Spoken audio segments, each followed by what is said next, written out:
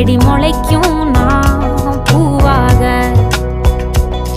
வெயில் அடிக்கும் நாள் வரைக்கும் கொடை பிடிப்பேன் தாயாக.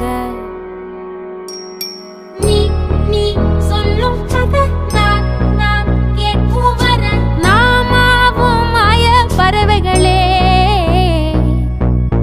தென்கிழக்கு தேன் சிட்டு செம்பருத்தி பூ முட்டு செல்லம் கொஞ்சதே தாலாட்ட